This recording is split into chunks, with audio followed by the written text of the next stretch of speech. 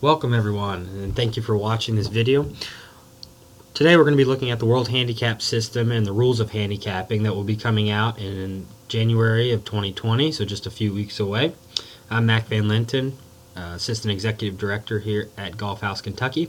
I'll be taking you through this in-depth look of the new rules that will be coming out and launching in 2020. So here's a brief overview of what we're going to be looking at today. A quick welcome to the World Handicap System. Fundamentals in handicapping, the handicap formula, which has changed, club handicap committee responsibilities, competition committee responsibilities, and then AGA responsibilities, which is where we here at Golf House Kentucky and the Kentucky Golf Association come into play. So again, welcome to the World Handicap System. Here's a current map of our landscape of what you see today. The USGA there is in red, the USGA handicap system. Is in red, which is the primary system being used today around the world. There are currently 6 systems representing 80 countries. Each system aims to achieve the same thing, which is measure a golfer's ability and provide equity for play, but with differing results that really translates. They don't really translate well from one to another currently, just because of the differing rules and regulations within each handicap system. So the USGA, the RNA, the Council of the National Golf Unions, the European Golf Association, Golf Australia, Argentina Golf, South African Golf, all put together this collaborative process to create one universal set of handicapping rules. So each of the existing authorities have representation on the World Handicap Committee as well as the World Handicap Board, and they've all helped develop the new World Handicap System. So here's a future landscape which will take place in 2020, and this shows the unified World Handicap System, which will enable golfers of differing ability to play and compete on a fair and equitable basis in any format on any course anywhere around the world. So your handicaps will be portable and provide a single measure worldwide for determining a player's ability. So when this will be adopted, the World Handicap System will be governed by the USGA and the RNA and administered by national and multinational associations around the world. Safeguards are included to ensure consistency as well as adaptability to differing golf cultures. Golf is a global game, so it makes sense that we use handicaps. The way we use handicaps will be as well. So just some other bodies of governance. Again, there will be one World Handicap System just to be consistent with the other governance functions. So the World Handicap System will be comprised of rules of handicapping and the course rating system. And the USGA and the RNA currently govern the game with a global set of playing rules, equipment rules, and rules of amateur status. And in 2020, we'll complete the puzzle by adding the governance of implementing the World Handicap System, which consists again of the rules of handicapping and the course rating system. So the course rating system is not going to change here in the United States. It's the same as what we've been using and many other countries have used to date. But under the World Handicap System, this will be the course rating system that will be implemented around the world, so each golf course is rated the same way. And the course rating system is really the foundation of the World Handicap System.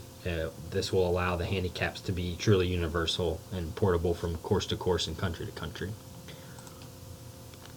So here's just a hierarchy. I'm not going to go into too much detail here, but you can see the USGA and the RNA are the joint governing bodies. The national associations have the rights to implement and administer the World Handicap System. Then the Allied Golf Associations, which is what we are at the Kentucky Golf Association here at Golf House, Kentucky, are affiliated with the USGA. We're comprised of golf clubs and golfers within our area. And then golf clubs and handicap committees have the responsibility of administering that their members are in accordance with the requirements of the handicapping rules. And then the player is ultimately the user of the handicap rules, and they try to post accurate scores as soon as possible after the round is completed. That's going to be a common theme that we're going to be looking at today, is that it's going to be very important that a player posts their round as soon as possible after completion of the round.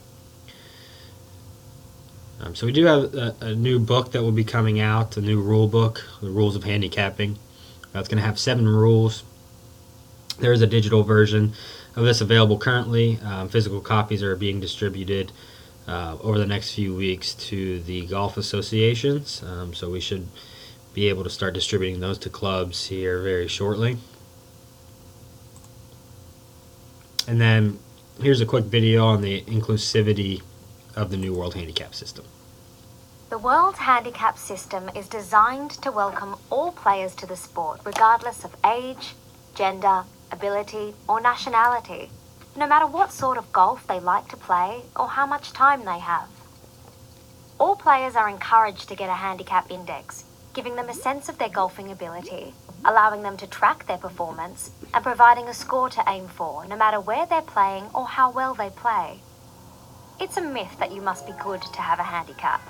The whole purpose of the World Handicap System is to allow for greater enjoyment whether playing for competitive reasons or having fun. With a maximum handicap index of 54, the World Handicap System is accessible and inclusive, meeting the needs of players new to the game, as well as those that have played for a long time.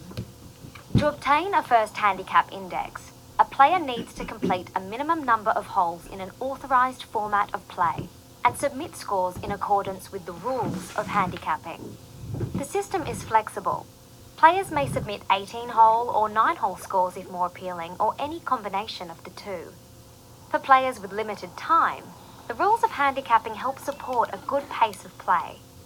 Where the format allows, players are encouraged to pick up when they have reached their maximum hole score or when they are out of a hole in a team or match play format. With scores submitted promptly after each round, a player's handicap index can be updated ready for the next day or soon after, giving them instant feedback on their progress. There is a balance to be drawn between inclusiveness and the safeguards required to ensure your handicap index truly reflects your golfing ability. A poor run of form won't increase your handicap index too quickly, while rapidly improving ability is recognised by applying additional reductions to your index for exceptional scores. Your score must either be verified by a marker or reviewed by peers. If you fail to submit a score when required, a penalty score may be applied to your scoring record.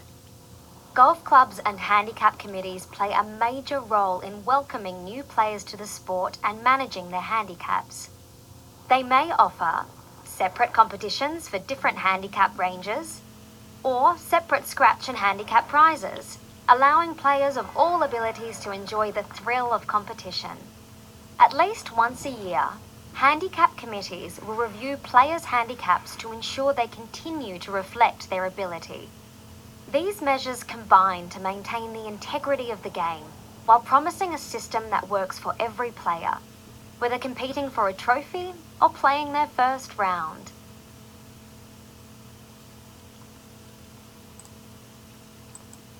So as you can see, that was a very quick overview of all the details that we're going to be discussing here today about the World Handicap System. And we'll talk about each one of those different aspects in more depth here in the coming slides. But that is the main goal, is being inclusive, getting more people to join and play with a handicap. As just going off of Kentucky numbers, I believe if you take the national average, we have roughly 400,000 golfers here in Kentucky, and that is coming from people that play golf at least once a year. And we only have 22,000 handicap holders. So if we can grow that and make it more inclusive and get those people that don't think they're good enough to have a handicap, that's the exact purpose of a handicap. So getting people to play with different abilities against one another. So now we're going to talk about the fundamentals of handicapping. So kind of what I just touched on. There are three key aspects or principles of the World Handicap System. A system that is inclusive and welcoming as possible to make it as easy as possible for golfers to obtain and maintain a handicap. A system which gives golfers worldwide a handicap which is portable from course to course and country to country. And then a system which calculates handicaps worldwide consistently and enables golfers from all over the world to be able to come together and play on a fair basis. Ultimately, a World Handicap System is good for the already global game of golf. Now we're going to touch on some of the key definitions that you'll see throughout the slides. The Some of these are new terms, and we'll go into each one of these in more depth in a few minutes. But the low handicap index is a new term, but this low handicap index is achieved by a player during the 12-month period preceding the most recent score on their scoring record. This is used as a benchmark basis in the calculation of the soft and hard caps that we'll see here in a second if there's a cap applied. This is kind of the general benchmark measurement tool that will be used for those caps. So the hard and soft cap, basically the cap is going to be a reduction or limit on the increase of a player's handicap index over a rolling 12-month period. So that's where it's going to be measured against the player's low handicap index that we just talked about within that period of time. And then there are two forms of the capping system. There's the soft cap and the hard cap. The soft cap is a reduction in the rate of upward movement of a handicap index, and that reduction rate will be 50%. So if you hit this criteria, you're going to be restricted by 50% at the rate in which your handicap index can increase. A hard cap is a maximum limit on the upward movement of a handicap index. So it's not going to go any higher than this within that 12-month period of time, or when it's measured against that 12-month low handicap index. Playing conditions calculation. Again, this is a brand new term, probably one of the more intuitive and advanced aspects of the World Handicap System. These caps and these playing conditions calculation will be automatically built into the system, the GEN system. So these will be automatic formulas that will kick in if certain criteria is met. But we want to provide sort of an understanding of where these numbers will be coming from. So you're not going to have to manually calculate these formulas out. We just want to give you an understanding of how these numbers or adjustments will be coming about. So a playing conditions calculation is going to be a procedure used to evaluate if course and or weather conditions on the day of play deviate from normal playing conditions to the extent that they have a significant impact on the player's performance for that day. So we'll go into more detail on that, but that is a very big change that is coming with the new system. Exceptional score reduction. This is also a pretty big change as far as the exceptional score reduction used to come from exceptional tournament scores. So they only used to take into account tournament scores only. That is a change this year. It's now going to be all scores will be eligible for an exceptional score reduction. And this criteria will be if the score is posted that is the differential is at least 7 strokes or better than the player's handicap index at the time of the round was played. That's going to get a reduction of -1 for that score and the previous 20 scores on the scoring record.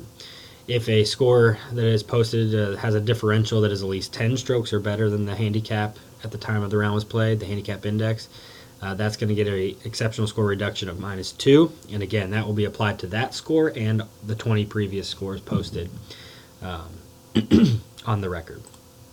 Net double bogey, again, another new term. This basically replaces equitable stroke control. So now this will be the maximum score. This could differ from golfer to golfer. Maximum score for handicap purposes only, which is going to be the sum of the par of the hole, an additional 2 strokes for double bogey, so for a gross double bogey, and then any handicap strokes applied on that hole. We'll go into this formula in more depth, but basically if it's a par 4, you're receiving a stroke for your handicap. You're going to take par 4 plus 2, which is your gross double bogey of 6, and then you're going to add that additional stroke that you're receiving for your handicap. So that'll be a 7. So your net double bogey, the max score you can take for handicap purposes on that hole is a 7. And then net par. So net par is a new term for par plus, and this is used for when a hole is not played. So maybe you play 17 holes, and the 18th hole it's too dark to play. You have to bring the card in, whatever it may be. You're going to post your net par for that hole. I'm not going to go into too much of the course rating system, as this is the same system that we already use today in the United States. But the course rating system is it addresses the portability of handicaps by adjusting a player's handicap index according to the relative difficulty of the golf course. So for those of you who don't know, just brief definition of it. Course rating is the evaluation of the playing difficulty of a course for scratch players under normal course and weather conditions. So again, that's where that I'm not going to jump too far ahead, but that's where the playing conditions calculation is going to come in. And that's the reasoning behind it, is when you rate a golf course, you rate it under normal playing conditions. So the day, theoretically, the conditions shouldn't be much better, or should never get much better than what they are the day that you rate it, as far as the course. That's how it normally plays. So this is expressed as the number of strokes taken to one decimal place and is based on yardage and other obstacles to the extent that they affect the scoring difficulty for the scratch player. So that the course rating is based on the scratch player. A bogey rating. So this is a term that not a lot of people ever think about. It's not on the scorecard like the course rating is, but the bogey rating is the evaluation of the playing difficulty of a course for bogey players under normal course and weather conditions. So this number, similar to the course rating, is expressed as number of strokes taken to one decimal place, and again is based on yardage and other obstacles to the extent that they affect the scoring difficulty of the bogey player.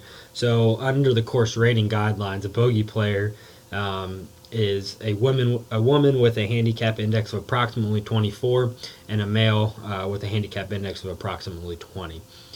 So that's where those bogey ratings come into play. And you need a bogey rating and a course rating in order to get the slope rating. So here on this slide you can see, to calculate slope rating for any set of tees, we need two measures, course rating and bogey rating.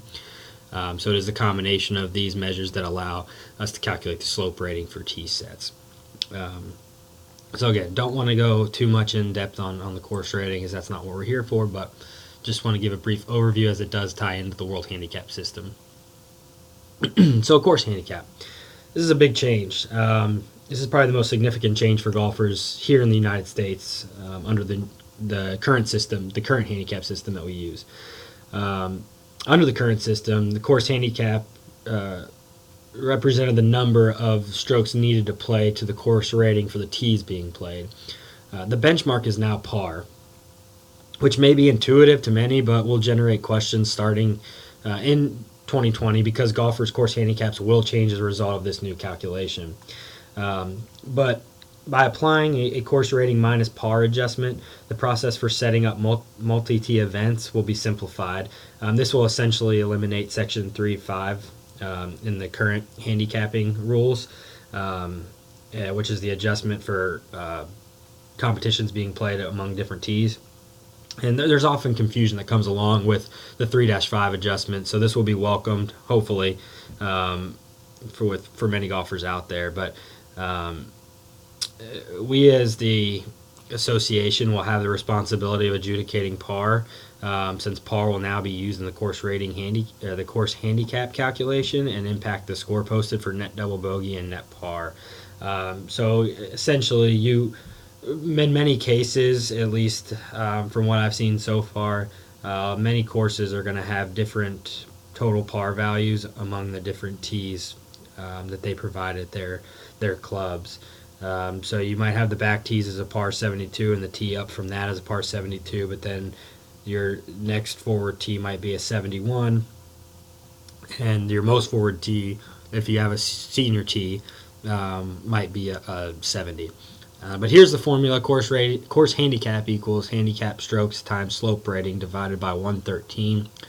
So you take that part of it first, you get that number, and then you're going to add course rating minus par to that, and we'll see a slide here on.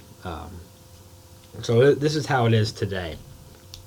You see on the left, in the current system that we have today, the course handicap is based on the slope rating of the tees being played. As a result, there is little or no movement in the course handicap from tee to tee.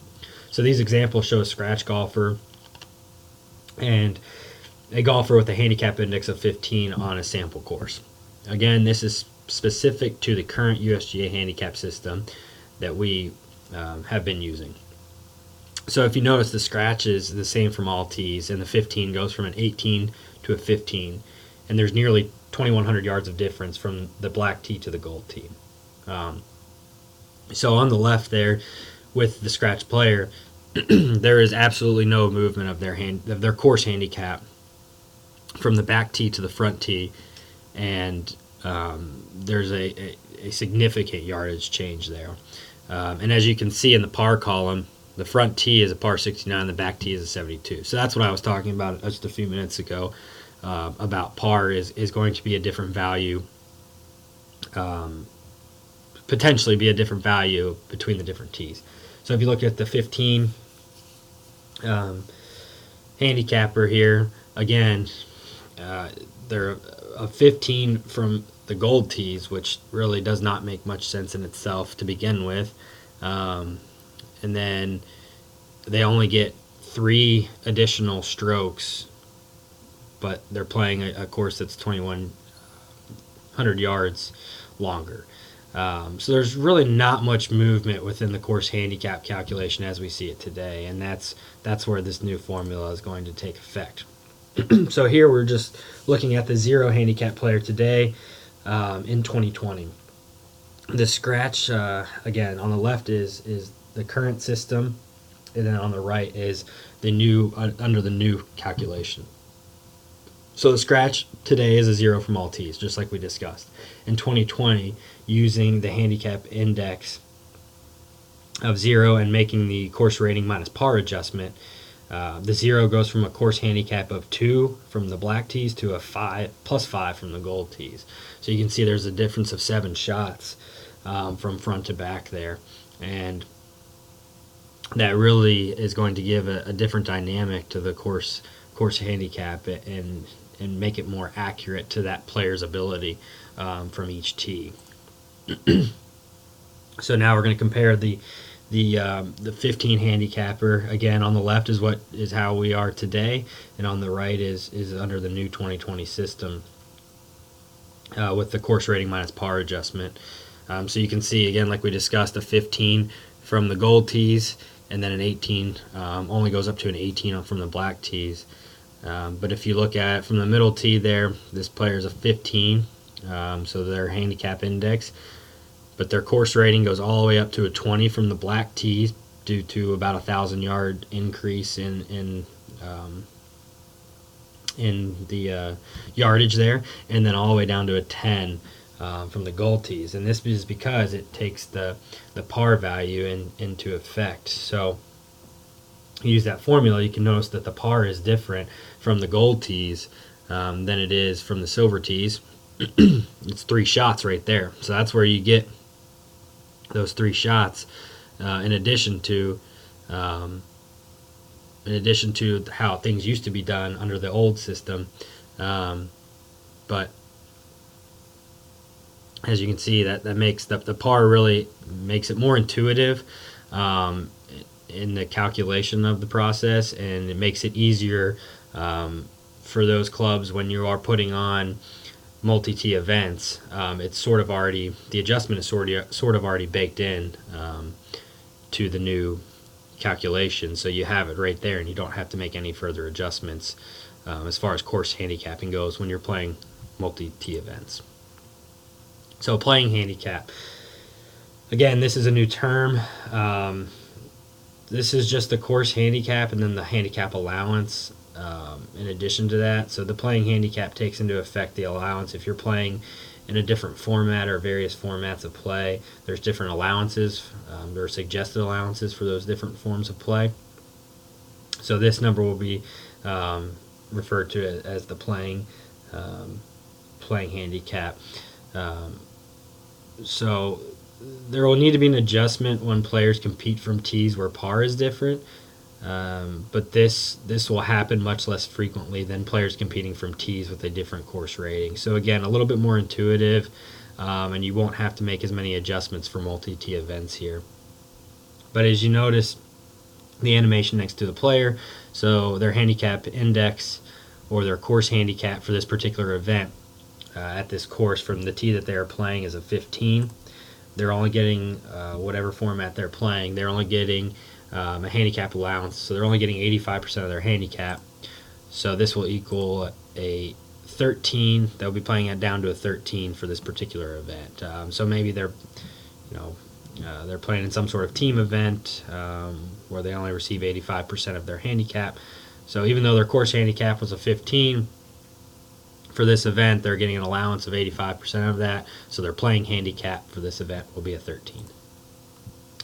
So minimum scores to obtain a handicap index. So currently the USGA handicap system requires 5 18-hole scores before a player can be issued a handicap index. An overarching theme of the World Handicap System, again, is to become more inclusive. So this feature will hopefully encourage golfers who only play sporadically to establish and maintain a handicap. It is strongly recommended that a player's initial 3 scores should be submitted hole by hole, just to enable the clubs a better database to assess the player's playing potential. But as you can see, the 54 holes can be made up of any combination of 9 or 18 hole rounds. So it doesn't have to be those 5 18-hole scores anymore. You can play multiple 9-hole rounds to get to that point, or a combination of 9 and 18-hole rounds. There's no time limit on completing the submission of these scores. So if you play, 2 9-hole rounds in May, but then you play maybe one 18-hole round in July and one in October, one 18-hole round in October, at that point you'll have an established handicap index. And again, like I mentioned, it's the first 3 years. It's strongly recommended that the initial scores are submitted hole by hole, just so you can have a clear database on how the player's potential might be. Maximum handicap index. So this is another change. As of today, we do have high handicap golfers on golf courses, but providing these golfers with the handicap index they truly need will help them better track their progress, stay motivated, have more fun, and keep playing. So again, this speaks to the two of the key principles of the World Handicap System, to be as inclusive and accessible as possible, to make it as easy as possible for golfers to obtain and maintain a handicap index. Big thing with this one is I hear it from all the time. I've got friends that aren't great golfers, but they still like to play, and they play a decent amount. And I suggest them they should get a handicap, and their response is always, "Well, I'm not good enough to get a handicap. I don't need that. I got to get better before I get a handicap." Well, that's the whole purpose of having a handicap is to be able to go out and play with people of different abilities and play on a level playing field. And so hopefully expanding this maximum handicap index to 54 will be more welcoming to those that don't feel like they are good enough to have a handicap. And again, this is regardless, if I didn't mention it before, this maximum of 54 handicap index is regardless of gender. So that is now for both male and female. Maximum score for handicapping purposes. I touched on this earlier, but again, here is net double bogey is the new term, and the player's maximum hole score for handicap purposes only. So ensuring bad holes, this basically ensures that bad holes don't impact a player's handicap too severely. So even the best golfers have bad holes. The occasional bad hole should not reflect your potential or your ability as a player, and the maximum hole score ensures that aspect. So this presents a significant change to us here in the U.S. Again, this basically replaces the equitable stroke control procedure that we have in place today. But here's an example of the maximum score for handicapping purposes. So net double bogey is equal to par plus 2 plus or minus any handicap strokes received or given on that hole. So in the example we have here, a player with a course handicap of 11 receives 1 stroke on the first 11 allocated stroke holes. On a par 4 with a stroke index of 6, the player's net double bogey score is calculated as follows. So we're on a par 4. We're going to add 2 for double bogey of that hole, which will be 6. And then the player here is an 11 handicap, and we're on the stroke index of 6. So they do receive a shot on this hole, so they're going to get one. So then you're going to include that, and we're going to come up with a max score of 7. And again, this is for handicapping purposes only. So this might be in a tournament round, maybe a club championship, obviously. Unless they're just going to be playing their net score. If they're playing in the gross division as well, is there a potential for a gross prize? They're not going to pick up after they've hit 7 shots. They might make it, and they actually might make a 10 on that hole, but for the handicapping purposes only, they can only post a 7 for that hole. So maybe they have as an 11 handicap, maybe they shoot 87 in this round, but maybe they had a 10 on this hole that were in the example. So really they shot 90 for the tournament, but they had to knock that 10 down to a 7 for their handicap, so they're going to post an 87. So here's just another, we're going to walk through an example here of kind of what I just discussed. This golfer here posted hole-by-hole scores for their round. They're an 18, just to make things easy, and I'll kind of circle it here. They're an 18 handicap, so they're going to receive 1 shot for every hole. It doesn't matter what the allocations are because they're going to get 1 for every hole. So as we move through the example here, on 17, you'll notice that Janet had a score of an 8 on a par 4, which she should not post that 8. So we're going to move that down to a 7 because that equals a net double bogey adjustment. So then instead of posting a 95, she's going to post a 94. The great thing about the GEN system is that it's really going to promote posting hole-by-hole scores. Because if you are posting hole-by-hole scores in the GEN system, it's going to automatically, based on your handicap and the allocated strokes that you receive for the round, if you post something in a similar situation as this that is above your net or that is above your maximum score for handicapping purposes, it'll automatically take that 8 down to a 7 for the adjustment. So it's the GEN system will really promote posting hole-by-hole scores. So as you can see here, we adjusted it down to a 7, taking her total score of 95 to 94 for handicapping purposes only. And then as we move on, you'll see her score for the competition was a 95, but the score she will post is a 94. So same thing that we had with equitable stroke control. I got this question a lot, even if for tournament rounds, should we post equitable stroke control scores? And the answer was yes. So their competition score might be different than what they had posted online, and that's going to be the same as in the new system. Now we'll discuss the guidelines for most likely score. So the most likely score guidelines will provide more consistency for score posting and match play and other formats where the players might pick up but can still post acceptable scores for handicapping. And this just takes some of the subjectivity out of making these determinations. So when a player starts but does not complete a hole, the score recorded for the handicapping purposes is the most likely score. The rules of handicapping include the following guidelines for determining a most likely score. So here you can see the suggestions or what you should be adding. So on the putting green within 5 feet, seems pretty generous, but you're going to add 1 stroke. So they're going to go ahead and give you anything inside of 5 feet. You're going to add 1. So you see a match play a lot. Maybe you're out of the hole.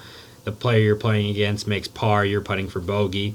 You're not going to win the hole, so you just pick up your shot. You might be 4 feet away. You just add that 1. So you would take that bogey there in that case. Between 5 feet and 20 yards from the hole, you're going to add between either 2 or 3 additional strokes depending on the position of the ball, the difficulty of the green, and the ability of the player. So as a scratch golfer, if I'm 7 feet away from the hole, I'm probably going to add 2 there. The chances of me 3-putting from 7 feet away, probably not likely. It definitely does happen occasionally, but that's going to be the most likely score I would add if I'm putting for birdie.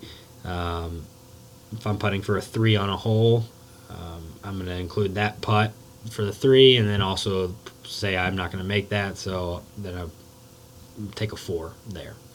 Now, if you're beyond 20 yards from the hole, you're going to add 3 or 4 additional strokes, and again, this just depends on the situation and the player in the situation. If you hit a few out of bounds and you're out of the hole and you're still 170 yards from the green, you're probably going to add 4 to that, no matter who you are, really. Hole not played. So when a player does not play the hole, the score recorded for handicap purposes is net par. So this remains the same. This is not a change, but this used to be called par plus, so it's going to be called net par now. So this could be a few different examples. A hole being declared out of play by the committee or for maintenance or reconstruction. Again, I think I used this example earlier, but if you're playing and you play 17 holes in the 18th hole, it's just pitch black, you can't play anymore, you're just going to post net par for that hole. So acceptability of scores. These are not any changes here for us in the United States, but still this is a very important factor. And we want to go over these and just go through each scenario. So scores from an authorized format of play, which meets all the provisions set out within the rules of handicapping. Scores in both match play and stroke play, including multi-ball or team competitions where players have not completed one or more holes, or players are requested to pick up one out of contention on a hole, so those are still acceptable. Again, that's where net par and most likely score will come in. And scores on all courses with the current course rating and slope rating made during an active season, both at home and away. So a good example of this is, our active season in Kentucky is going to remain the same. It's going to be from March 1st to November 30th. So any scores that you play on a course with a course rating during that time are acceptable. But if you play a course in Kentucky in December, this time of the year, one, the system is not going to let you post those scores, but two, that is also not an acceptable score. So you can't change the date, I guess, and say, well, I played a really good round in December. I'm gonna post it as November 28th. That is not an acceptable score. It's played outside of the handicap active season. Scores made under the rules of golf and the modified rules of golf for players with disabilities. When accompanied by at least one other person. So this is a big one. I'm not sure a lot of people know. If you play around by yourself, you go after work one day, catch a quick 9 or an 18 depending on the time of the year, you cannot. That is not an acceptable score to post. You did not have any witnesses there to verify that that's the score that you shot. So that is not ever an acceptable score. When a player follows a model or local rule, even if the committee has not adopted it. So if you're playing with your buddies and you guys, I think an example of this would be the alternative option in stroke and distance, where now you can, under the new rules of golf, you can take an additional option and take two-stroke penalty and drop it the most adjacent or likelihood spot in the fairway where your ball would usually be in the fairway if you hit one out of bounds. So even if that course that you're playing or your local club doesn't actually adopt that local rule, you can still play under that rule and still post for handicapping purposes. Unacceptable scores. So the rules of handicapping state that the score is not acceptable if a breach resulting in a disqualification provided the player with a significant advantage. So the score may be acceptable for some other situations where a player is disqualified, such as signing an incorrect scorecard. So really, this is if you're playing in a tournament and you deliberately breach a rule, or maybe even unknowingly breach a rule, but it did give you a significant advantage. You used a club that was non-conforming that you didn't realize was non-conforming. That's going to that score is not going to be acceptable. Other examples are foursomes, known as alternate shot. You're not playing a full round of golf. You're dependent upon a teammate to hit theoretically half the shots for you or your team. So that score is not acceptable. Scrambles are never acceptable. You might not contribute a shot all day, so there's no reason to be posting those scores. And then when being coached, so if you're having a playing lesson with your local club professional, you go out and play 9 holes with them. If they are coaching you during those 9 holes, you are not allowed to post that score. The treatment of 9-hole scores. This is not a change for us in the United States. No, 9-hole scores are combined in the order that they are received. So they are combined to create an 18-hole score differential. And if a player plays at least 7 holes or more, but fewer than the minimum of holes for an 18-hole score to be acceptable, then the 9-hole score will be posted and combined with the next 9-hole score. The one change is that currently, if you play 7 or more holes, if you play at least 7 holes, you got to post for 9. And then currently, it's for 18 holes. If you play at least 13 holes, you have to post an 18-hole score. That number is changing to 14. So you'll have to play a minimum of 14 holes to post an 18-hole score. And I will say, for those that have a 9-hole handicap, or for those of you that might manage a roster in a 9-hole league where you only have a 9-hole GIN number currently, those are going to be transformed into an 18-hole handicap index under the new system. So that's automatically going to be transformed for any 9-hole handicap holders. Currently, there will be no 9-hole handicaps in the new system. So again, just to reiterate, anybody that has a 9-hole handicap currently, that handicap is going to be transformed into an 18-hole handicap by the USGA under the new system. So if you play fewer than 9 holes, we just touched on it. A minimum of 7 holes must be played in order for you to post a score for 9 holes. If a player plays 7 or 8 holes, a 9-hole score will be produced by adding a score of net par for the remaining holes. A hole is also deemed to be played if it has been started. So if you've already started the hole and you can't finish out, you'll have to take the most likely score at that point. So then the 9-hole score will be combined with another 9-hole score to produce an 18-hole score differential. Time frame for submitting a score. So this is going to be very important to post a score as soon as possible after play. This will ensure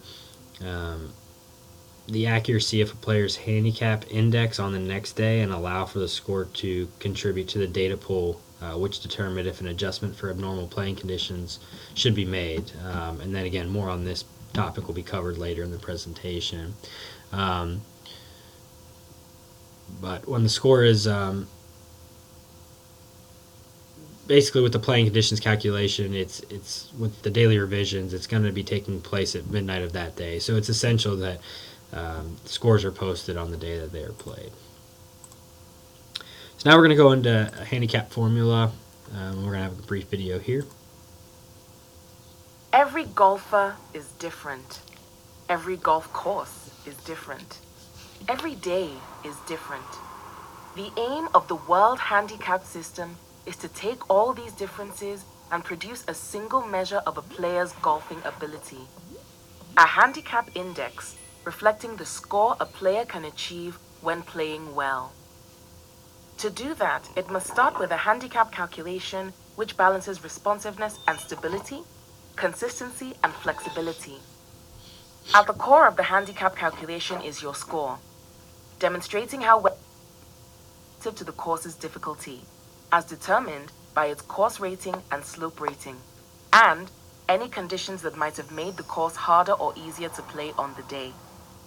A record of your scores is maintained, and your handicap index is based on an average of the best 8 of your last 20 scores.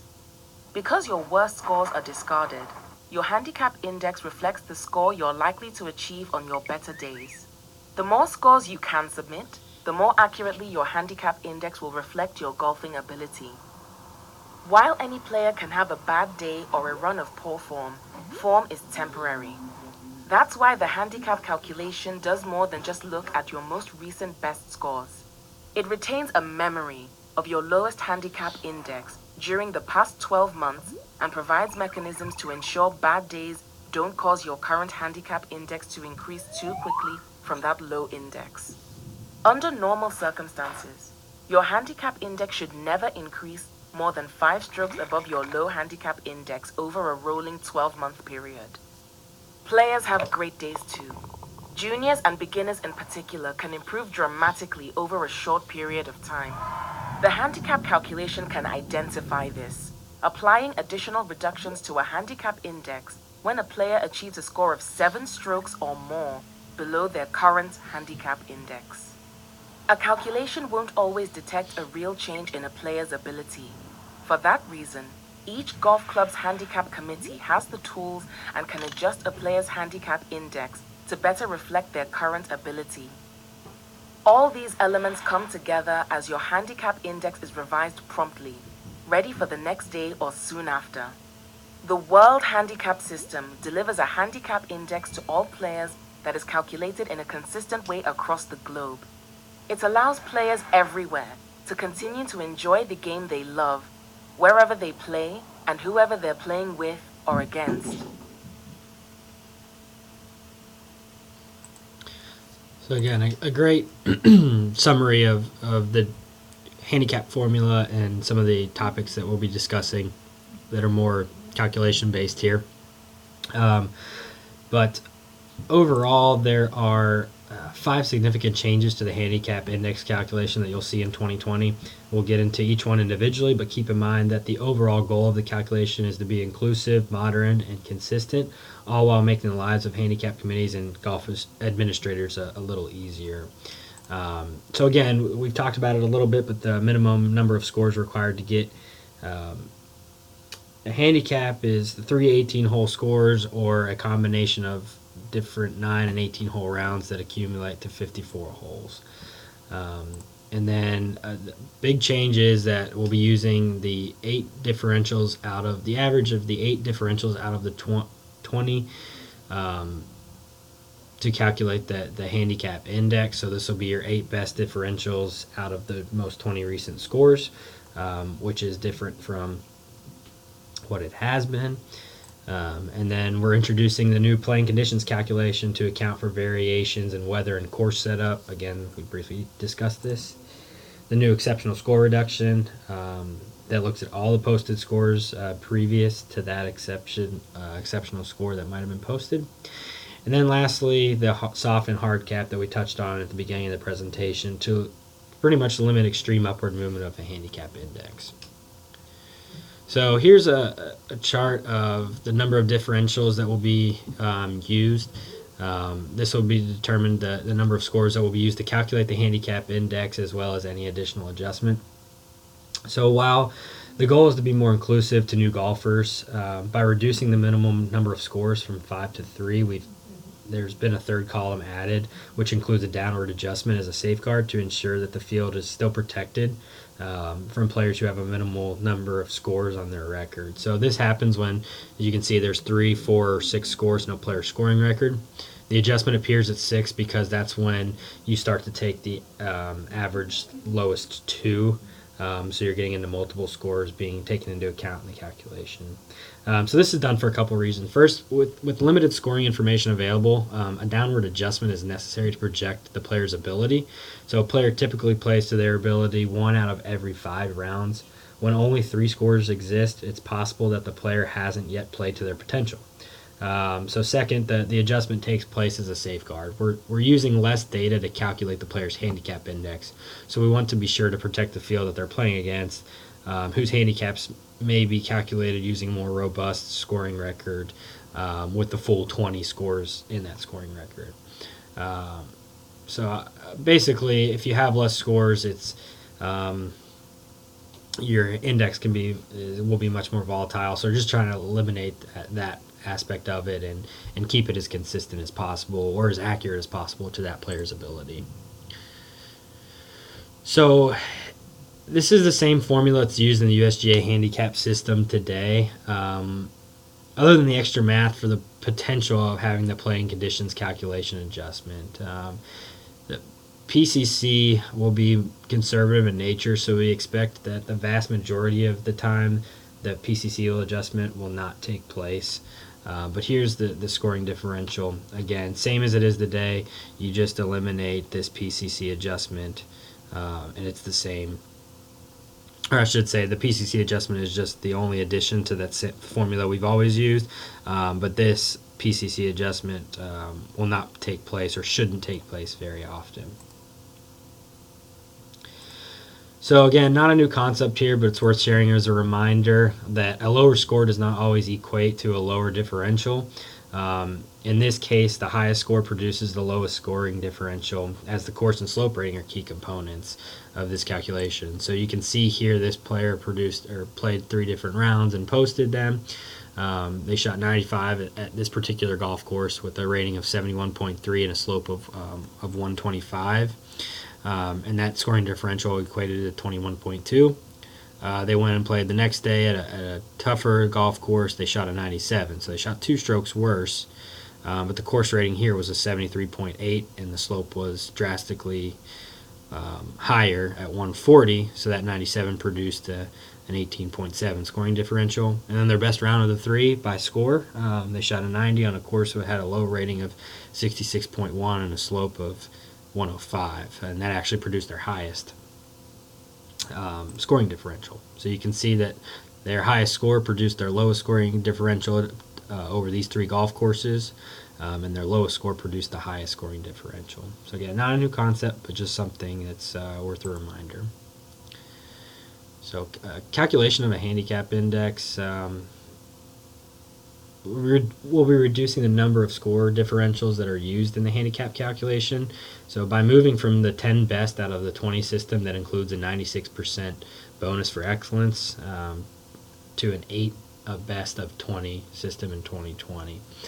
So an 8 of 20 system, which rounds to the nearest tenth again, will allow for greater responsiveness to good scores, and will eliminate the need for a bonus for excellence, which is often difficult to explain and confuses people on how the calculation really worked. Considering higher handicap players typically have more fluctuation within their scoring records, using 8 of 20 will allow their best scores to weigh more heavily and create for more equity throughout the full range of handicaps. So essentially, you're really eliminating 2 scores out of the record that we use today, and so you're taking really a better sample of a player's better scores that they have, and they'll weigh more heavily than they do in the current 10 out of 20 system. So here's just a sample calculation. In this instance, the 10 best of 20 with a 96% calculation for bonus excellence and 8 out of 20 resulted in an increase of 0.4 strokes on their handicap index. This will not be the case for all golfers. The impact to the handicap index for most golfers will be very minimal. The amount of change will depend on the handicap of the player and whether the player's scores are consistent or volatile. So it's important to note that the player will not have to start with a new handicap index. So nobody's starting from scratch for the World Handicap System. All the scoring records from today's system will be carried over and transferred and will be calculated under the new formula starting in 2020 for everybody. And then, of course, for us here in Kentucky, when we start in March, that's when it'll really kick in for a majority of us, unless you really go down to Florida or another year-round area and play during the winter months. But again, this change is just for this particular golfer. Each person is going to be different, but it is, it's not going to be, your handicap's not going to move up 4 or 5 shots. It's going to be very minimal or down, but it will be slightly different for everybody. So this is a major topic here, the playing conditions calculation. Basically, this is what it comes down to. Golf is an outdoor sport, and sometimes playing conditions can cause scores to be abnormally high or low on any given day. So a score of 80, for example, on a rainy, windy day, or on a day where the course is set up more difficult than normal, may be more impressive than a 77 on a calm day with normal course conditions at the same golf course. So the playing conditions of calculation will account for this and adjust score differentials to better reflect the player's actual performance. Any adjustment will be clearly identified in the player's scoring record for transparency. So as noted on this slide, adjustments will be applied conservatively and will be in integer values. So you won't see an adjustment of 1.5 or minus 0.2 on a player's scoring record. Again, I think I touched on this earlier, but this calculation will be automatic through through Gen, so the calculation will be purely data driven. So you won't be expected or need to apply the playing conditions calculation. We just again want to lay out an understanding of where these numbers are coming from. So the more posted scores which are above or below what is expected based on the course and slope ratings and handicap index of the players, the more likely an adjustment will take place. This feature is really one of the more modern features of the system. So again, I want to touch on the reason the range is -1 to +3. These adjustments will be applied on your scoring differential, so not on your actual score. So if I had a scoring differential on a day of 1.2, say there was a playing conditions calculations for that particular day of an additional 1 for everybody, that's my differential for that round will go up to 2.2. But the range, so again, going back to course rating, courses are rated under normal playing conditions and normal weather conditions. So the thought and the theory behind having a range from -1 to +3 rather than -3 to +3 is based on how you rate a golf course. There's not going to be, the conditions aren't going to get too much better than that.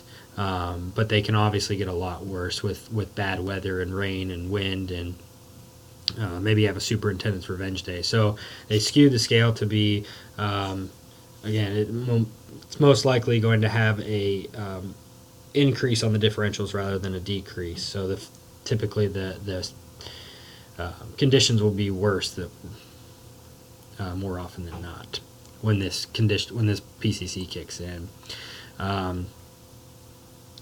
So the PCC can also be used to indicate when the course rating of a golf course may need to be reviewed. So if the PCC adjustment is being applied 4 to 5 days a week, the course ratings may not be accurate, and so the golf course, you as the clubs, should reach out to me if that is coming about. It could also be a course setup issue as well. So maybe your rough has just been really high for the last few weeks and it's causing higher scores. But again, keep an eye out on that, because if there's a playing conditions calculation being applied every single day or more often than not, and there's something that needs to be looked at there. So this calculation PCC is only performed once a day. It considers acceptable scores submitted on a golf course, including all rated tees and both genders. So some requirements are there at least be 8 acceptable scores submitted by players with a handicap index of 36 or below. The reasoning behind this is they wanted to set a limit on it because players with with higher handicap index above that, their scores might be all over the map. So getting a true read of how the course played that day would be difficult from those golfers. So there has to be at least 8 scores from golfers with handicap indexes of 36 or below. This calculation is applied to the calculation of the score differentials for all players. So again, it's not going to be an addition. So if I shot 75 and there's a PCC calculation for that day of +1, my score is not going to indicate I shot 76. It's going to be applied to the differential on the scoring record. And this includes both 9 and 18 hole acceptable scores. Another key thing to touch on this is we've talked about how it is very important for a player to post their round on the day that they played.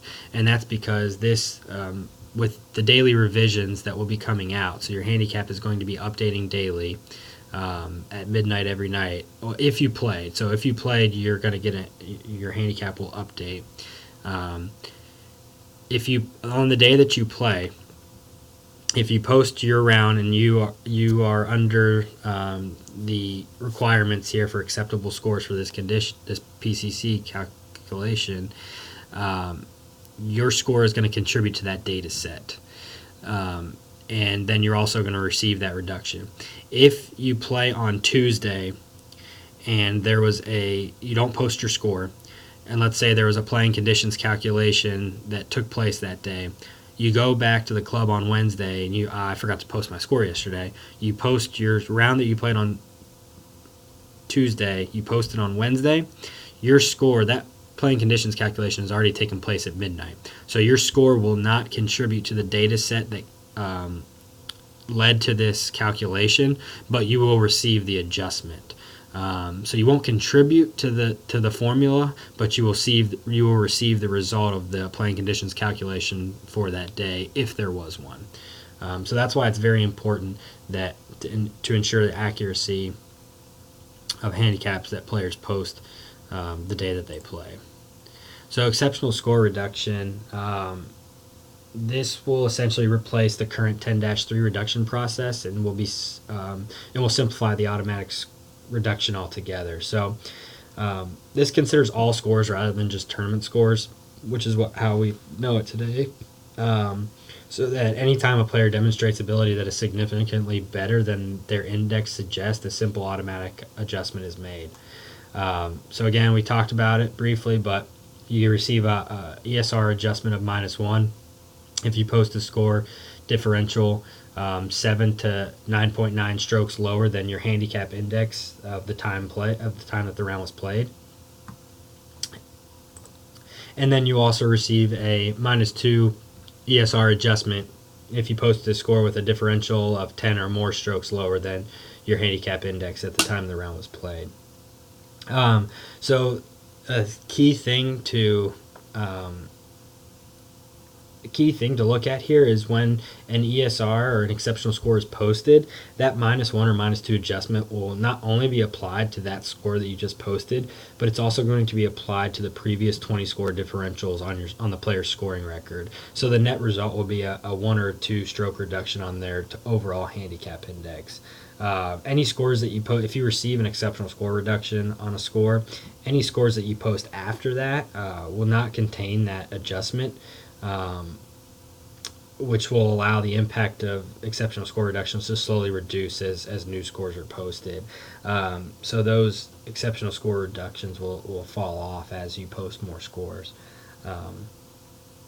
But this will make it easier to explain not only how players get reduced, but also how posting scores will allow the reduction to naturally work itself out. I think it got a little bit confusing with the tournament score reduction, and those were on your scoring. Your two best tournament scores are on your scoring record for 365 days, and how it affected. And so this really simplifies the process while also ensuring accuracy among handicap indexes for the players. So here we're going to go through an example of exceptional score reduction and how it applies, as well as the previous 19 score differentials on a player scoring record. So there can be multiple reductions if there are 2 scoring differentials 7 strokes or lower than the current handicap index. So as you can see here in this example, this player posted an exceptional score on 5/22, which resulted in a -1 adjustment to their previous 20 differentials. So this would date back all the way to their last 20. As you can see in the lighter boxes, this is their most recent 20. These scores here in the dark gray boxes are outside of their most recent 20 scores, but they're still going to receive that -1 adjustment. And then we move on here to the player then a few weeks later, a couple months later, posted another exceptional score reduction on September 5th, which resulted in another -1 adjustment to their previous 20 score differentials.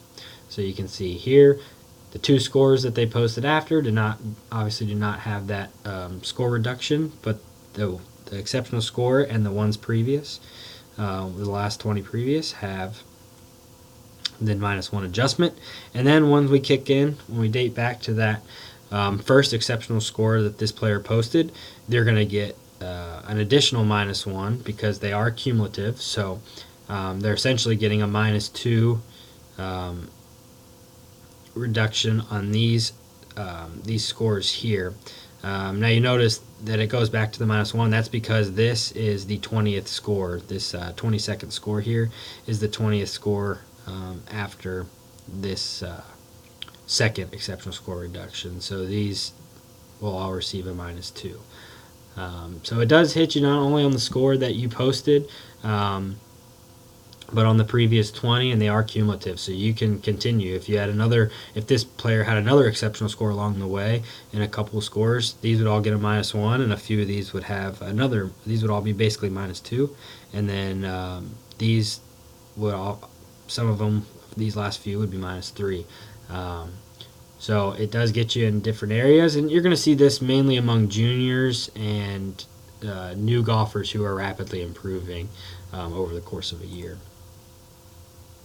But as you can see, again, it highlights the accumulation here of the multiple ESR reductions that are applied to those previous scores. And then again, note the scores that made after the exceptional score reduction will not have a -1 adjustment, which allows ESR to work itself out naturally over the course of a player's scoring record. So, a memory of a low handicap index. A low handicap index is established once a player has at least 20 acceptable scores in their scoring record, and then it is reevaluated every time a new acceptable score is submitted. So you're not going to have a low handicap index until you hit 20 scores, and this is a new concept, and we briefly touched on it, but a newly determined low handicap index is considered in the process of the player's next acceptable score. So whenever the next round is submitted, a player's low handicap index may be more than 365 days old in the period between two rounds being played. So this is referenced here, as you can see, a player post on April 25th of 2021, a score of which produced a handicap index of 7.1. The low index at this time is 6.2 from May 5th of 2020. So they haven't posted since then. So then when the golfer plays again on 5/16, that low index is going to change. As you see, the low handicap index of 6.2 will still be used for the cap procedure, even though it's more than 12 months old, because they just haven't played a round. And so then upon the recalculation for the next day, a new low handicap would be set. So that new low, it hasn't been a year yet, and then so it's still going to use that low handicap, even though it's more than 12 months old. But then once that recalculates and that daily revision sets in, that low handicap will be updated. All right, moving on here. So limit on upward movement of a handicap index. So there's no limit on which the amount that a player's handicap index can decrease, but there are two trigger points that will limit extreme upward movement of a handicap index. So this is where the cap procedure will take place, and we'll go through.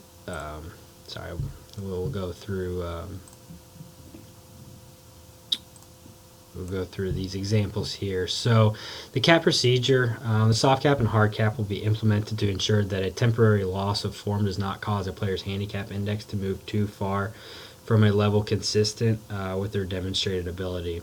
And again, these, much like the PCC calculation, these are going to be automatically, when certain criteria is met, these will be automatically take place within the GIN system. So the cap level serve as an anti-abuse safeguard and will aid in minimizing the potential for handicapping manipulation.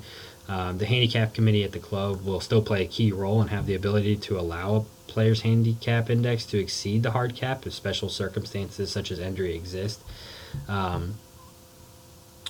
again, these will be implemented into the system automatically, and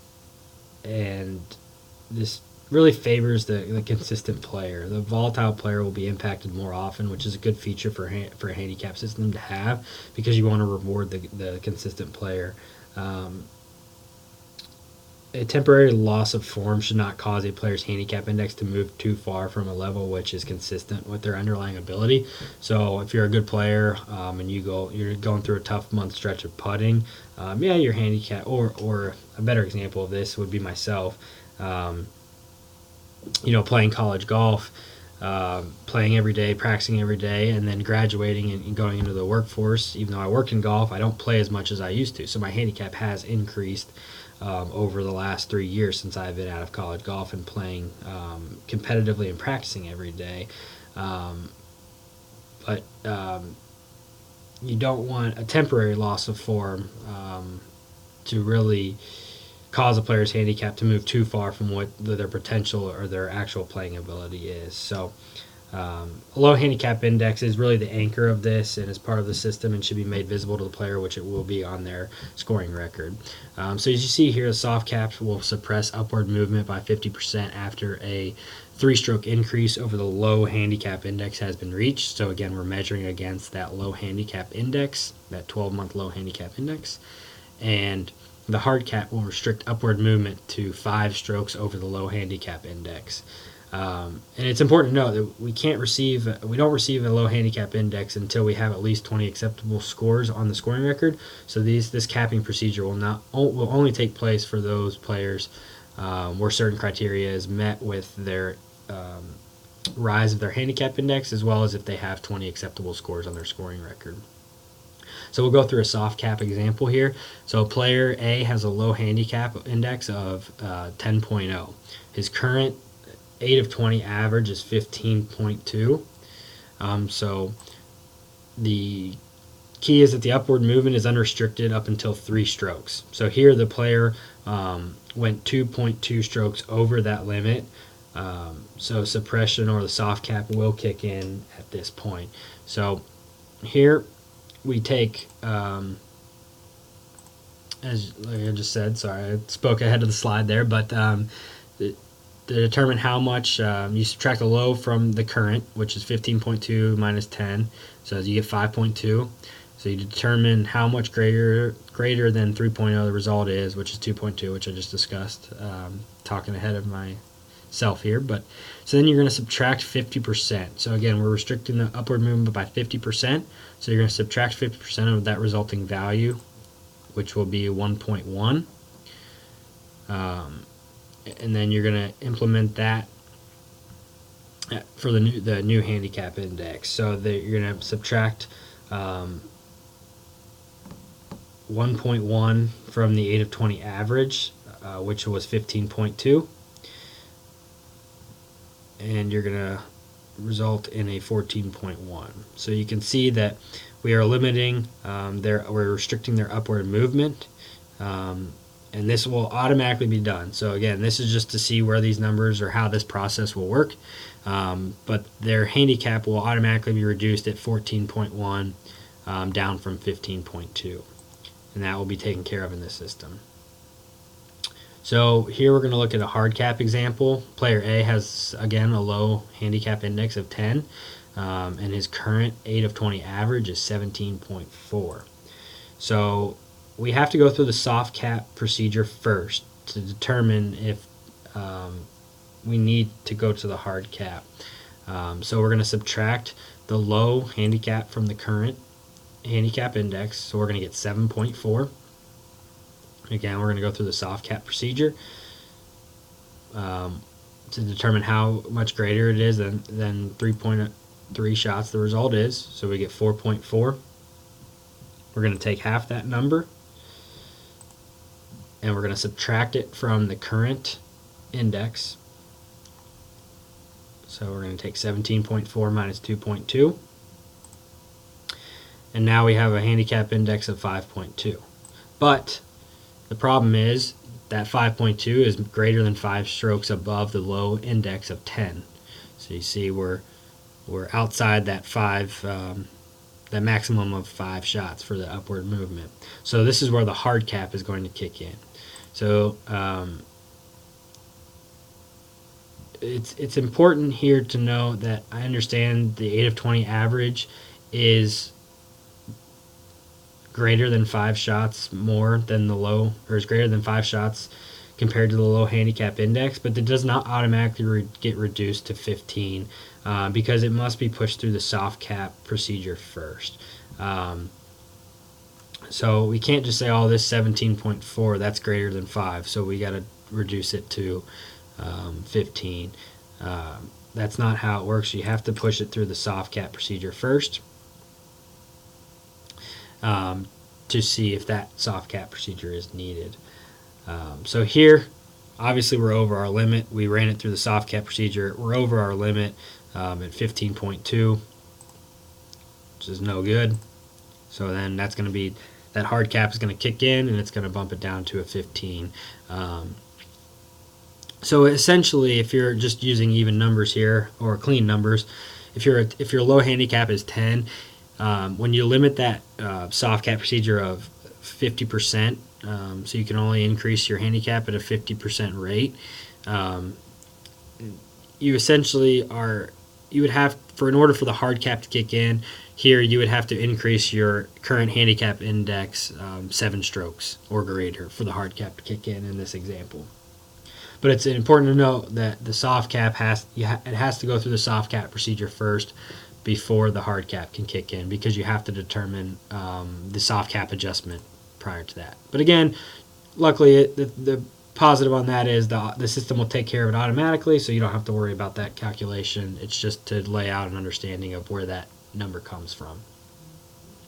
So we've talked about this a little bit as well. Daily revisions. So under the new rules, a handicap index will update the day after the score is posted. It's not a live, so right when you post, it's not going to automatically update. The revisions will take place at midnight following the submission of the score. So that's why it's important for players to post as soon as they are complete, or as soon as possible after they complete their round. Again, I know I touched on this earlier. This is to ensure that the score will be used for the playing conditions calculation, if there is one that will take place. And then a player's handicap index can also be revised by a committee adjustment. So for running multi-day events, this is a big question that I've received from club pros. For multi-day competitions, the committee can choose to use the handicap index at the start of the competition or use the updated handicap index for each round. The USGA, we suggest that you do not update handicaps in between rounds. If you have a multi-round event or multi-day event, that's a logistical nightmare. So we'll talk about this for committee responsibilities, but you can still, if you have a tournament on August 10th, whether it's a member guest or member, let's say you have one on August 10th, you can still set a date and say, we're going to use the August 1st revision for this event. So whatever your handicap is on August 1st, that's what we're going to be using for this event, and that's the handicap index that you'll use for the entirety of this event. So now we're going to get into club handicap committee responsibilities, which I kind of already started talking about. But again, it's strongly recommended that the handicap committee conducts a handicap review at least once a year for all players for which it is responsible. World Handicap System compliant technology should provide reports to assist handicap committees identify those players requiring a handicap review. And then a player can request a handicap review if they believe their handicap index no longer reflects their demonstrated ability. A player must be made aware of and involved in the handicap review process and be able to appeal the decision. So anytime you're reviewing a handicap or a handicap comes into question, if it's accurate, or if you plan on making an adjustment, which we'll touch on here in a minute, the player in question must be made aware of this process, and usually by an email or a formal letter, just letting them know that their handicap is in review because of X, Y, and Z. And then that gives that player a chance to explain their side of the story. So I'm not going to read through all of these, but a review could involve the analysis of any or all of the following information here. Declining score potential due to frequency of playing. Again, this is kind of what I was discussing earlier. As a college player, I was playing every day, playing competitively every weekend, and now being in the workforce, I'm not playing every day. I don't play in as many tournaments. My handicap has increased just due to the frequency that I've been playing. Aging, impact, incapacitating injuries or illness, etc. So again, not going to read through all of these, but those are just some outlying situations that may result in a handicap review due to a significant change in a handicap. So adjusting a handicap index. When a handicap review has been completed, the committee can adjust the player's handicap index to better reflect their demonstrated ability based on the results of the analysis. So the adjustment must satisfy the following criteria. You must be a minimum of one full stroke adjustment, whether it's downward or upward. It can't be, we're going to adjust your handicap index half a stroke. It has to be at least one full stroke. except in exceptional circumstance, only increase a player's handicap index up to 5 strokes above their low handicap. So if their low handicap's a 10 and their current handicap index is a 13.3, the maximum you can adjust their handicap at that point, or suggested, is 1.7, because then it would be a 15 even index, and that's 5 above their low handicap index. But there is no limit as to how far downwards a handicap index can be adjusted. Similar to how a player can play and lower their handicap, there's no limit there. So the handicap committee can adjust the player's handicap index to ensure that it reflects their demonstrated ability. The handicap committee should consider all the available information relating to the player's demonstrated ability, including the player's scoring potential, any handicaps previously held by the player, and whether the player is an improver, a steady player, or a declining player. The handicap committee should consult with or have ratified any player's handicap adjustment by the Allied Golf Association. So that's where you'd reach out to us here at Golf House Kentucky. If you have a question about some guidelines, or really about the process of reviewing a handicap and adjusting a handicap. I've had clubs reach out to me that wanted me to be present at their handicap committee meeting because they had a few people in question, or a person in question with their handicap. That being said, I can't make final decisions for the club. The club and the staff and the handicap committee, you all know your members better than I do, and you have all the facts. So ultimately, the final decision has to be made by the committee. But I can assist in any questions or guidance that might be needed to get to that point. Adjusting upward or downward. So it must have the effect of basically freezing or modifying the handicap index for a defined period of time as determined by the handicap committee, or resetting the handicap index by applying an adjustment to each of the most 20 recent score differentials in the scoring record to achieve the chosen handicap index. So this second one is similar to the exceptional score reduction and how it works. If you wanted to decrease a player's handicap by 2 shots, you would just apply a -2 adjustment for the 20 most recent scores, and then as they post scores, those adjustments will fall off.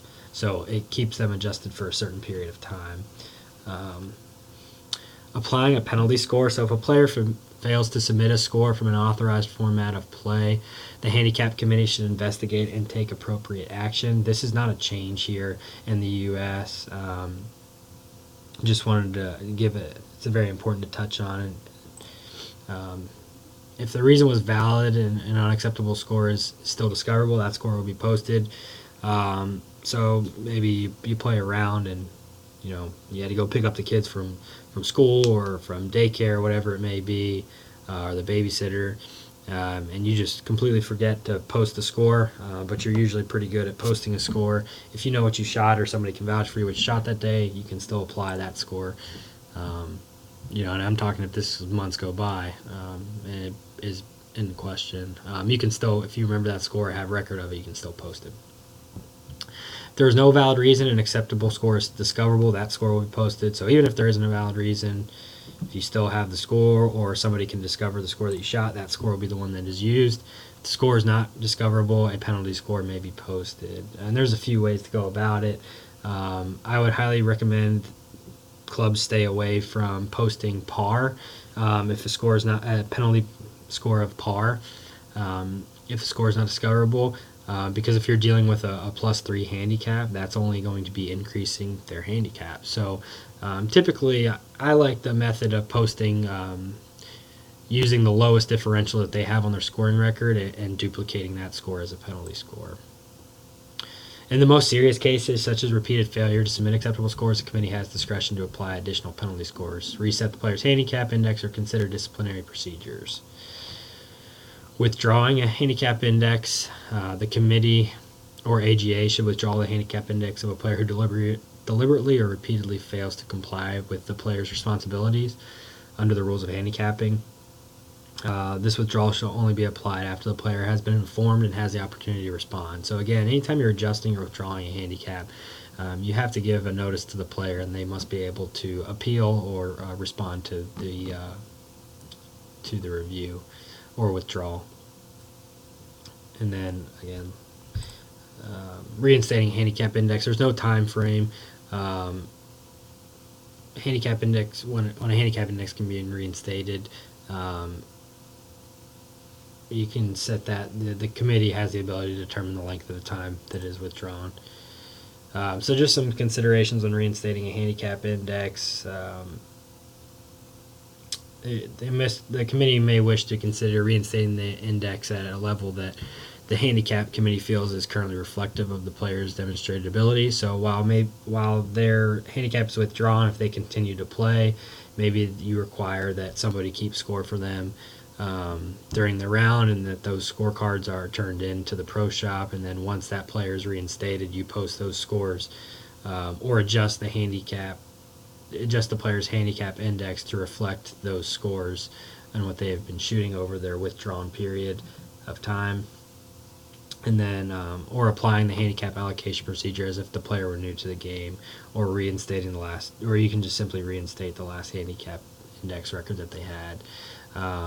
But if a player has had a withdrawn handicap, it's strongly recommended that the handicap committee monitors that player's index over the next subsequent rounds where required, makes appropriate adjustments. So now we'll get into competition committee responsibilities. This is where I've had a lot of questions on. So the committee in charge of the competition determines who is eligible to compete, as well as the handicap a player may use. So I understand that we're going to the maximum handicap of 54 for both genders. As a competition committee at your clubs, you can still set a maximum handicap allowed to play in the event. So, example, a maximum handicap for entry, a maximum handicap index a player is permitted to use, a maximum course handicap, or a maximum playing handicap. So, for example, if you set a limit of 18, of a handicap index of maximum handicap index of 18 by the committee, this with higher handicap players being restricted to playing from a handicap index of 18 for the purposes of that competition. So you can require that even if you're a 20 handicap, basically you cannot play in this event no matter what. But you can also let those players, even if the higher handicap players are restricted from playing, you can also go the route where you allow those higher handicap players that are above 18 to play, but they have to play at an 18 for that event. So if they're a 22, they can still sign up and play, but they have to play as an 18 for that event, and that's what their competition score will reflect. But again, if they're a 22, when they go to post their score for handicapping purposes, they're going to post it as a 22 handicap. So their competition score, they'll be played as an 18 handicap, but their posting score on Gen, they'll be posting as a 22 handicap. So just some of the terms of the competition. The committee in charge of a competition may reserve the right to adjust the playing handicap of an entrant within its terms of the competition, where they have evidence that the player's handicap index does not reflect their demonstrated ability. This is very important. While competition has no authority to modify a handicap index, they can modify the playing handicap for anyone participating in their competition. But you do need to have some evidence to back it up and the reasoning behind why you are adjusting this person's or this competitor's playing handicap. Multi-round competitions, I know I discussed this earlier, so I won't talk about it too much, but multi-day competition will be handled the same way they are today. The committee and it is suggested that the committee uses the index at the start of the competition for the entirety of the competition. It's a logistical nightmare to update the handicap index from round to round for each player. So, and again, stating that you can set a deadline as to we're using this revision date for this tournament. So the example I used earlier, if you have a tournament starting on August 10th, you can say we're using the August 1st revision date for this event. Handicap allowances. These are allow for equity in various formats of play, and a player's handicap index should be unaffected by the result of applying handicap allowances to a particular match or event. These are no longer gender specific, and handicap allowances listed in the rules of handicapping are recommendations. They fall under conditions of competition and are determined by the committee in charge. So these allowances have been reviewed by the World Handicap Research Team and are set to allow for a top 10 finish, not to win the competition. So handicap allowances are recommended, again, just to provide equity for various forms of team competition. Under the rules here of handicapping, the allowance, again, they're made for men and women. But here are the new allowances. Again, these are just suggestions, but those are the updated ones. They have changed a little bit. We do have a video. What will the World Handicap System mean for you, the player? It all starts with a measure of your golfing ability, calculated the same way for every player around the world. A handicap index that you can take with you anywhere and use at whatever course you're playing. Before your round, decide which tees you're going to play from, which can be different for each member of your group. Every set of tees will have a course and slope rating based on course difficulty. These will normally be available on a lookup chart near the first tee or through an app. Next, decide the format of play.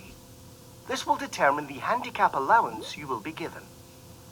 Together, the course rating, slope rating, and handicap allowance convert your handicap index into a playing handicap, representing the number of strokes you receive for the round, providing you the best opportunity of doing well, whoever you're playing. Some formats of play aren't suitable for submitting a score for handicap purposes. If you're playing a round and would like to submit your score, you may need to check the procedures before you play. If you're ever in doubt about the rules and procedures relating to handicapping, check with the club where you're playing. During the round itself, go out and play, enjoying the game as you always would. Knowing how many strokes you receive for the round also lets you know the maximum number of strokes that you'll receive on each hole. While one bad hole might mean you don't win the competition, you can still submit an acceptable score for handicap purposes.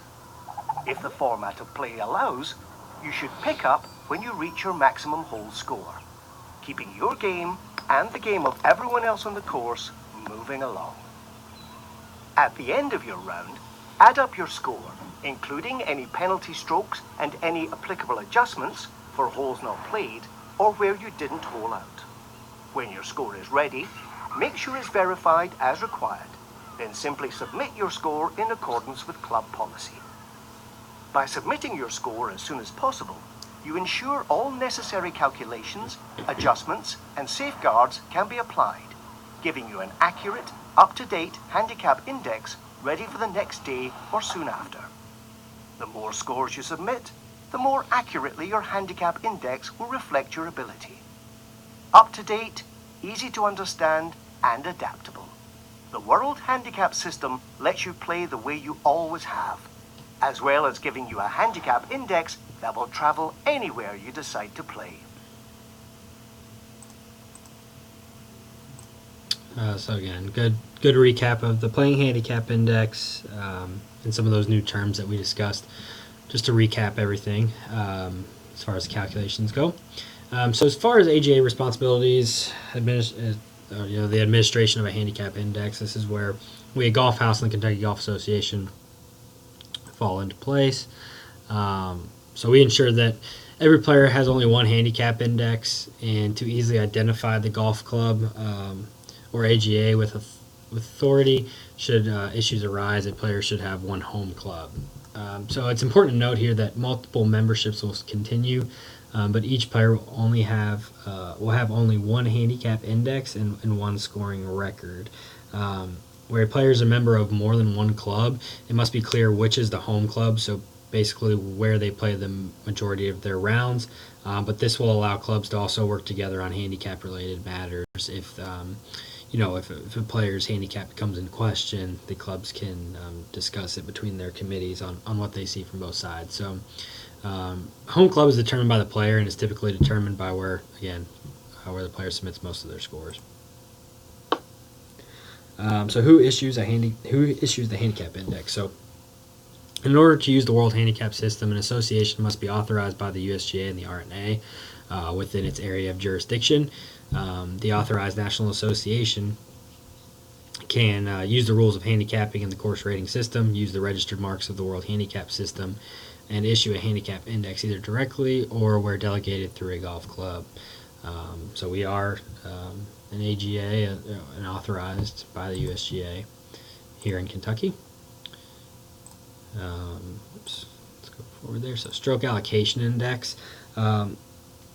So the rules of handicapping will recommend using course rating data to rank the holes for stroke index allocation.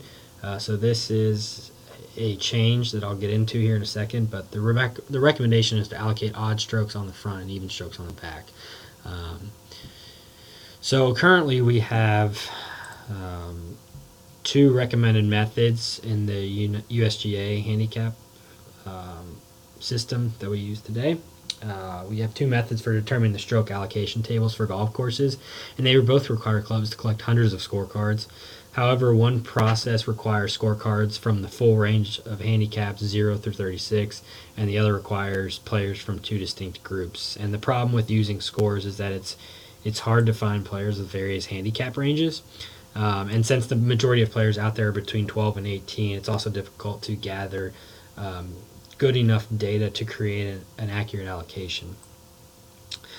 So by using the course rating data, the subjectivity is taken out of the process and allows for a much more consistent allocation table, and will be able to accommodate both match and stroke play competitions. So each set of tees will produce independent rankings, but it's recommended, as it is today, that each course has one stroke allocation based on the tees played for most often by each gender. The recommendation will be to make sure that the number 1 and the number 2 stroke holes are in the middle cluster on each 9, so they don't come into play too early or too late. So this recommended allocation will be given to the clubs when they are rated by an AGA. So when we rate them, we will make this recommendation once the data is collected. The final allocation will ultimately be decided by the handicap committee at the club. So again, we can still make the recommendation as we do today. Our recommendation is a little bit different. It's based on the course rating system and the rating of the golf course, but you don't have to take the recommendation as a club at the end of the day, and you can still make the decisions on that. But just a sample table here, you can see that we have the number 1 stroke allocated hole in this middle cluster on the front 9. So in the middle 3 holes, we have it on the 6th hole, and then we have the number 2 allocated hole in the back 9 in the middle cluster between holes 13 and 15 on 14 there. And then again, we have the odds on the front and the evens on the back. So certain procedures should also be considered to accommodate both stroke and match play formats. So I won't read through all of these, but again, just spreading stroke index allocations evenly over the 18 holes, and applying the first and the second in the middle clusters on the front and the back 9. And basically this is just to avoid consecutive a player receiving all their strokes at the beginning of the round, or all their strokes or not being able to use their strokes because the number one handicap index hole is 18 and the number 3 is 17. That might be 2 shots, the match might be over, that they're not going to get throughout the match on 17 and 18. So you want to evenly distribute them and make sure that the harder holes are sort of in the middle of the 9s. Adjudicating par. So we've talked about this within the course handicap calculation, net par and net double bogey. It's important to have accurate pars for each hole, determined for both men and women. Ideally, par will be printed alongside each hole of the scorecard, but I know with this new system that might not always be the case just because of room on the scorecard. But it's recommended that par is established in accordance with the hole lengths indicated in this table here. The AGA, so us as Golf House Kentucky, can also take into consideration the way the hole is designed to be played. So you can see some overlap in this chart here. Par 3s for men up to 260, but then you have par 4s that can begin at 240. So that's where we can kind of take into consideration the way the hole is meant to be played. We might have for instance, par 5 that might be on your scorecard, might be 430 yards, but if it's straight uphill, and it was intended to be played as a par 5, we might let that par 5. We would let that par 5 stand, even though it doesn't fall in the yardage ranges for it and what a par 5 should be played at. So this is going to be a big change, and that's going to be something that you as clubs and people who, other staff members that are volunteers that manage gin rosters at the club level, it's going to be important to let the golfers know that one set of tees might be a par 72, but they might be playing a forward set of tees that is a par 70, as we saw in some earlier examples, because even though you could have a back tee par 5 of 480 yards, and then the next 3 tees up are 470 and 460 and 450, and those are all par 5s, but then you might have a very far forward tee that could be 380 yards, and that's going to be a par 4 no matter what in most cases for men. And so from that specific tee, that most forward tee, that par is going to be lower over the course of the 18 holes most likely. So you will see that on the gin system when players when it's updated, when players can post and go to post scores, it's going to have course rating and slope rating next to that tee like it always has, and then it's going to also have the par value for that tee. So it will be out there on the gin system as to what the par will be and what we determine the par will be for those holes based on our course rating data that we have on file. So it'll be up to the clubs, it'll be up to you all to determine if you want to make those adjustments on the scorecard so it's there. It will be on the gin system updated, but if you want to have those different par values on the scorecard, which is highly recommended, there might need to be some changes to be made to your scorecard at your clubs. So again, this is what I just talked about. Hole lengths fall on a breaking point based off that previous chart. So this goes into another example here. For example, men's hole lengths from all sets of tees on a specific hole lie within recommended par 4 range, except for the forward tee at 250 yards. This hole was designed to play as a par 4, then it can be assigned as such. But if that hole, if that forward tee was 170 yards, that's a par 3. It's going to be assigned as a par 3. So you're going to have a different par value between the tees on that hole. And again, we do have the final say if there is a dispute. So if you do not agree that you have a 380-yard tee box for men that's listed as a par 5, that is going to be a par 5 no matter what. And if there is a dispute on that, we do ultimately here at Golf House have the final say.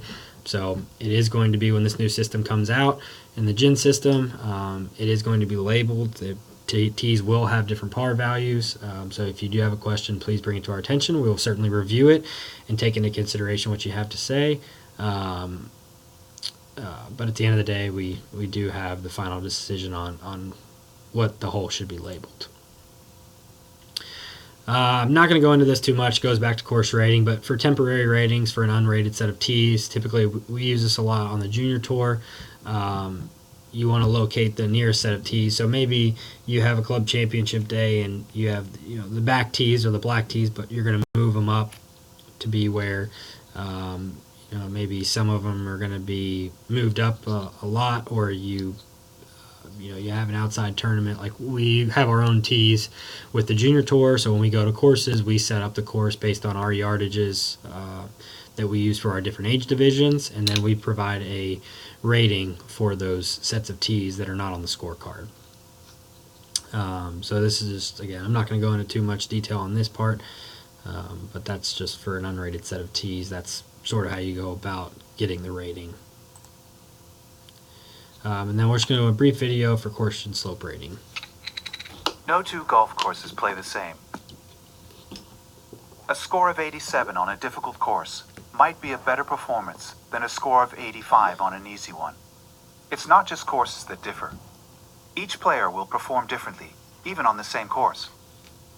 The scratch player, a golfer with a 0 handicap index, will have a different experience from the bogey player, a golfer with a handicap index of around 20 to 24. Playing a round of golf on the same course at the same time in normal conditions, the bogey player will find more challenges with distance, accuracy, and dealing with obstacles. Course ratings and slope ratings allow the handicap system to reflect this, as part of the conversion of a player's handicap index into a playing handicap, so that golfers of differing abilities can have a fair and enjoyable game. Course ratings reflect the playing difficulty under normal conditions for the scratch player. Slope ratings represent the difference in playing difficulty for all players compared to the scratch player. Being a fundamental part of the handicap system, course ratings are carried out methodically by qualified teams, trained by authorized associations. Ratings are based on normal course and weather conditions, with each hole being evaluated for effective playing length and obstacles. The effective length includes factors such as elevation, roll, wind, and altitude. Obstacles include factors such as trees, fairway width, penalty areas, recoverability from rough, and green size. All these factors are assessed separately for both the scratch and bogey player. Once the evaluation process has been completed, the course rating and slope rating is calculated for each set of tees. When it comes to playing a round of golf, course ratings and slope ratings should normally be available on a lookup chart or through an app, which can be used to determine your handicap and how many strokes you'll receive. In bringing together a course rating system that is already in use in many parts of the world, with a consistent method of calculating handicaps, the World Handicap System provides a handicap index which is truly portable, whoever you are, whatever your ability, and wherever you are playing in the world, enabling you to match your skills against other players of differing abilities and making the game even more enjoyable. So as you notice, a lot of these videos sort of tie in everything that we've talked about, so I know they can get a little bit repetitive, but they are good recaps and they're good resources just to get, again, a brief overview of the World Handicap System in its entirety. And it all links together, and it's important to understand the different moving parts as administrators in golf. So just some additional education, tools and resources are being developed to enable golfers and clubs to learn about the rules of handicapping. If you check out our social media pages for Golf House Kentucky, we've been sending out those sort of videos and one-pagers to all of our followers on our social media outlets. The rules of handicapping book, like I mentioned, there's a digital version available. We are supposed to be receiving the actual hard copies over the next few weeks that we'll be able to distribute to the clubs. There will be a player's guide and booklet that will be available soon as well. Committee guide, that's just going to be a digital copy. They do not plan on making a print version of that. Again, these videos that you've seen, a few of them, there's many more on the USGA website, as well as our website at Golf House Kentucky, and some infographics and posters, online articles, and common frequently asked questions to enhance learning. So for more information on the World Handicap System, please visit us at this following link. We have those videos posted. We will have some articles posted, and then we will be posting this presentation to that page as well. So thank you all for watching and listening to me for quite a while there. But I hope this gives you all a better understanding of the new rules to come in 2020. And again, this is a very in-depth look at all the moving parts with the World Handicap System.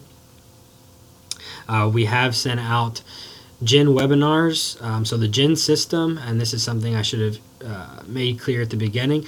So the GIN system is the platform that we use to use for the World Handicap System, and that is going through a complete update and overhaul. So it's going to look different in the first week of January as well. That'll be launching on January 6th. The World Handicap System is just strictly the rules of handicapping in the game of golf. So the GIN system is the software that we use to carry out the World Handicap System. But the GIN system is going through an update as well. That will launch January 6th. We have sent out to member clubs and PGA members of Kentucky and forwarded on the webinars that the USGA has started conducting for clubs. So those are ongoing for the next few weeks. We will also be able to archive those videos. So if you cannot make those scheduled webinars from the USGA, we will send out those GIN webinar training videos to the KGA member clubs as well as the KPGA members. So we'll get those distributed as well. We'll send this video out to all of you receiving it. It will be posted on the website as well. So thank you all again for listening. Please, if you have any questions about the World Handicap System, you can also give us a call at Golf House Kentucky. Our number is 502-243-8295, and then my email address is my first initial M, last name Van Lenten @kygolf.org. Thank you all again.